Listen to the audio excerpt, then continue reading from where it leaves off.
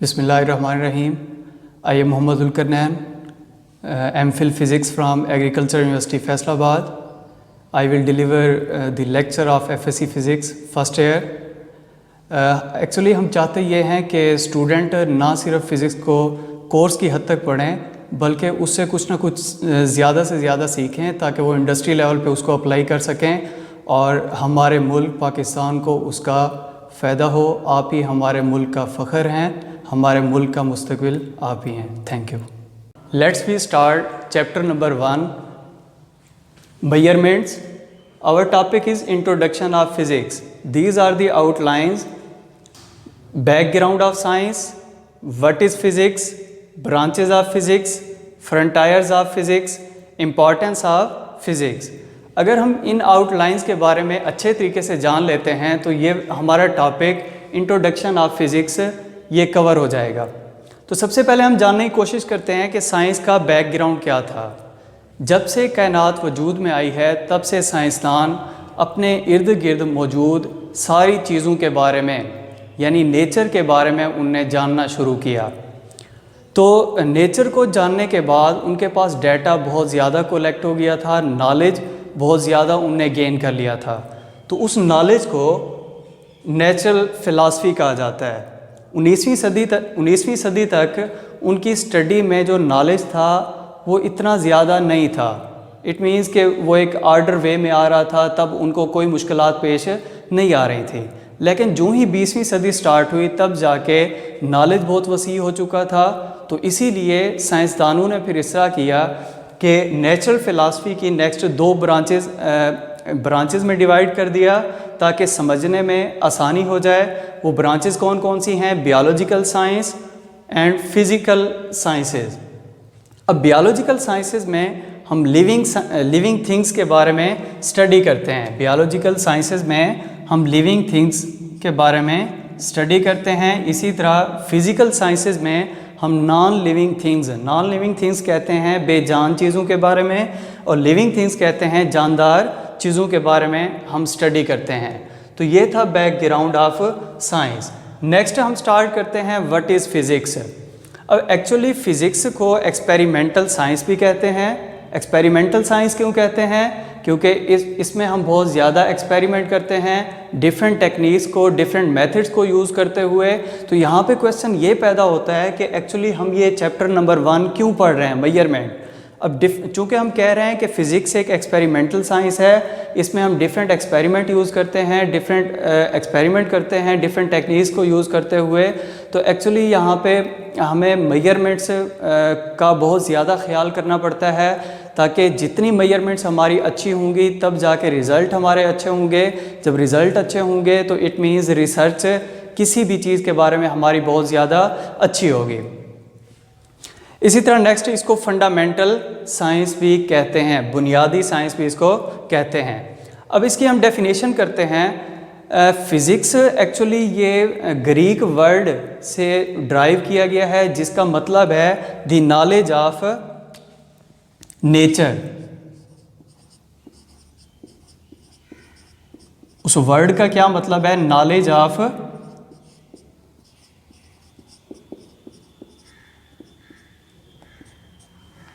Nature.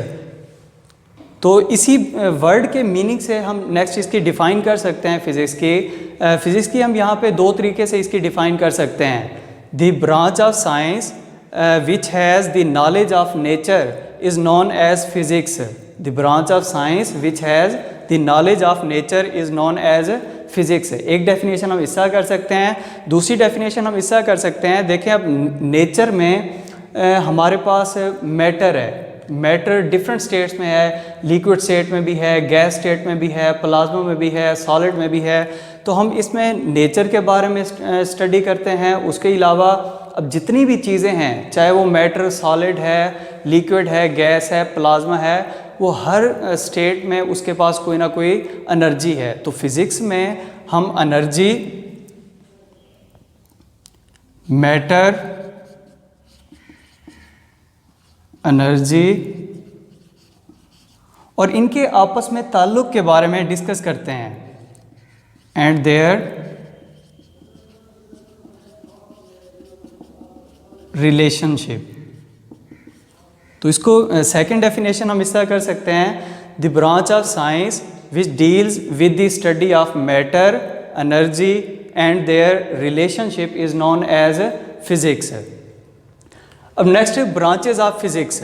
अब इसकी different branches हैं। For example mechanics. अब मैकेनिक्स में हम उन बॉडीज़ के बारे में स्टडी करते हैं जो हरकत में होते हैं। The branch of physics which deals with the motion of body is known as mechanics. इसी तरह next solid state physics.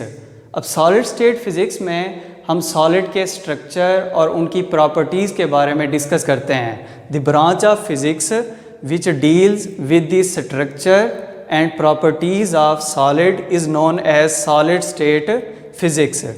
Next nuclear physics. अब इसमें हम एटम के न्यूक्लियाई के बारे में स्टडी करते हैं। अब चूंकि हम जानते हैं कि एटम के न्यूक्लियस में दो चीज़ें होती हैं, प्रोटॉन और दूसरा न्यूट्रॉन होता है, तो दूसरे लफ्ज़ों में हम इससा भी कह सकते हैं कि फ़िज़िक्स की वो शाख जिसमें हम प्रोटॉन या न्यूट्रॉन, प्रोटॉन और न्यूट्रॉन के बारे में स्टडी करते हैं, या आप इससा कह सकते हैं the branch of physics which deals with the study of atomic nuclei is known as nuclear physics. Next particle physics है। अब इसमें हम उन पार्टिकल्स के बारे में स्टडी करते हैं जिनकी मदद से एटम बना हुआ है। अब एटम हम जानते हैं प्रोटॉन, इलेक्ट्रॉन, न्यूट्रॉन, इसी तरह क्वार्क्स, लेप्टॉन्स, बैरियंस, इनकी मदद से बना हुआ है, या दूसरे लफ्ज़ों में इनको एलिमेंट्री पार्टिकल्स कहा जाता है। The branch of physics which deals with the study of particles is known as particle physics. इसी तरह इसकी और भी बहुत ज़्यादा ब्रांचेज़ हैं। For example classical physics, electronics, इसी तरह से सॉलिड स्टेट फ़िज़िक्स जिसका हमने ज़िक्र किया है, नेक्स्ट इलेक्ट्रोमैग्नेटिज़म एट्सेट्रा, और भी बहुत ज़्यादा ब्रांचेज़ हैं। नेक्स्ट अब देखें, हमने कहा था कि फ़िज़िक्स जो है ये फील्ड है फ़िज़िकल साइंस की। अब इसकी और भी ब्रांचेज़ हैं फ़िज़िक्स की। वो कब बनती हैं? जब एक फ़ील्ड को हम दूसरी फील्ड के साथ मिला लेते हैं। यानी अगर आप फ़िज़िक्स को बायो के साथ मिलाएंगे तो आपके पास एक नई ब्रांच बन जाएगी जिसे हम बायो फिज़िक्स कहते हैं।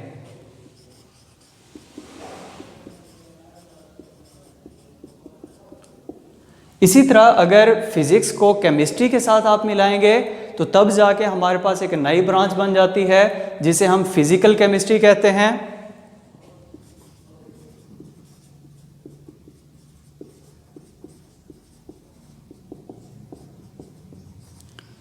इसी तरह हेल्थ एक और फील्ड है, फिज़िक्स और फील्ड है। अगर इन दोनों फील्ड को आपस में मिला लें तब जाके हमारे पास एक नई फील्ड बन जाती है जिसे हम हेल्थ फिज़िक्स कहते हैं। तो ये था हमारे पास branches of physics.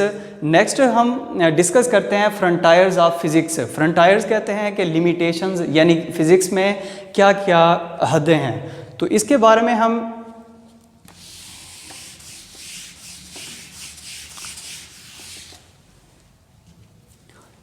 Actually physics में हमारे पास 3 फ्रंटायर्स हैं, यानी हम 3 तरीके से स्टडी कर सकते हैं। अब नंबर 1,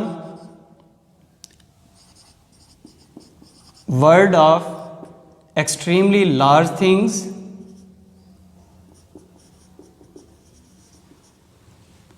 यानी फ़िज़िक्स में हम बहुत ज़्यादा बड़ी चीज़ों के बारे में स्टडी कर सकते हैं। For example universe,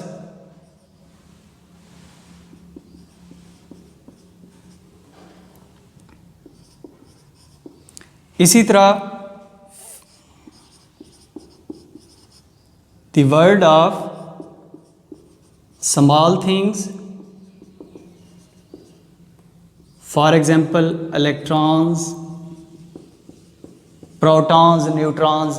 in particles के बारे में हम स्टडी कर सकते हैं जो कि बहुत ही छोटे जिनका साइज़ है। अब थर्ड वन जो है वो हमारे पास है the world of middle size things. अब मिडल साइज थिंग्स में मॉलिक्यूल से लेकर, एक मॉलिक्यूल से लेकर हमारी अर्थ तक के साइज़ में जितनी भी चीज़ें आती हैं वो मिडल साइज़ में कंसीडर की जाती हैं। और इस फ्रंटायर को हम हार्ट ऑफ साइंस भी कहते हैं। हार्ट ऑफ साइंस, ये साइंस का दिल है। Next importance of physics. अब इम्पॉर्टेंस ऑफ फिज़िक्स में फ़िज़िक्स ने बहुत ही अहम किरदार अदा किया है टेक्नोलॉजी में, इंजीनियरिंग में। अब इसकी मदद से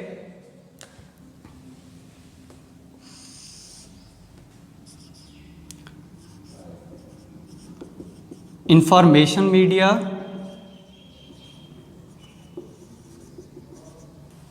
एंड मीन्स ऑफ कम्युनिकेशंस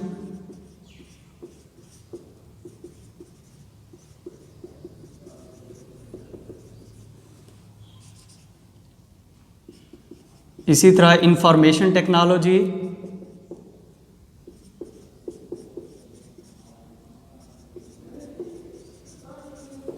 इनने बहुत ज़्यादा तरक्की की है। अब इसके बैकग्राउंड में भी फ़िज़िक्स के आइडियाज़ ही थे। दोबारा सुन लें कि हम पढ़ रहे हैं importance of physics. Importance of physics में ये चीज़ कि फ़िज़िक्स ने बहुत ही अहम किरदार अदा किया है इंफॉर्मेशन मीडिया में, मीन्स ऑफ कम्युनिकेशन। देखें, बहुत ही दूर बैठे हुए लोगों के साथ हम बहुत ही कम शॉर्ट टाइम में हम उनके साथ रब्ता कर सकते हैं। इसी तरह अगर कोई इवेंट दूसरे मुल्क में हो रहा हो, किसी और दुनिया की किसी और साइड पे हो रहा हो, तो वो हम अपने घर बैठ के इजीली उसको देख सकते हैं। उसके पीछे भी फ़िज़िक्स के आइडियाज़ ही थे। इसी तरह इंफॉर्मेशन टेक्नोलॉजी, जितना भी कंप्यूटर का नेटवर्क है वो एक चिप की मदद से बना हुआ है। वो चिप भी फ़िज़िक्स के आइडियाज़ की मदद से बनाई गई है।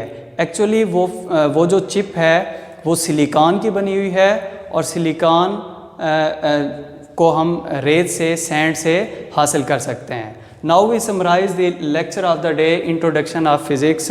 These were the outlines, background of science, what is physics, branches of physics, frontiers of physics, importance of physics. If we know about these outlines, then we can properly know about this topic, introduction of physics. Similarly, the knowledge of nature is known as natural philosophy. It was divided into two branches, biological sciences and physical sciences. Biological sciences deals with the living things and physical sciences deals with the non-living things. Next one, what is physics? Actually, physics is derived from Greek word which means the knowledge of nature. So here we can define it in two ways. Physics is the branch of science which has the knowledge of nature. Similarly, physics is the branch of science which deals with matter, energy, and their relationship is known as physics. Next, branches of physics. There are different branches. For example, mechanics, the branch of physics which deals with the motion of physics, motion of bodies. Similarly, particle physics, the branch of physics which deals with with particles which compose matter is known as particle physics. Similarly, nuclei physics, the branch of physics which deals with atomic nuclei is known as nuclear physics. And similarly, there are many others branches, for example, solid state physics, classical physics, quantum mechanics. These are the branches of physics. Next, frontiers of physics. There are three frontiers of physics. There are three limitations of physics. It means we can study the physics in three different ways. The world of large things, which has the knowledge or study about the large things, for example, universe. Similarly, the world of small things, here we study the small things, for example, electrons, protons, neutrons, or we can say elementary particles. Similarly, the next one is complex state or complex things, for example, middle size things. It is also known as heart of science. Next one is the importance of physics. In importance of physics, we can say that physics has important role in technology and engineering, due to which information media and means of communications are brought up in a different or grow up in a different ways. And next, it also improve information technology. The computer networks are made up of chips and chip was made with the ideas of physics. This is the importance of physics. Thank you.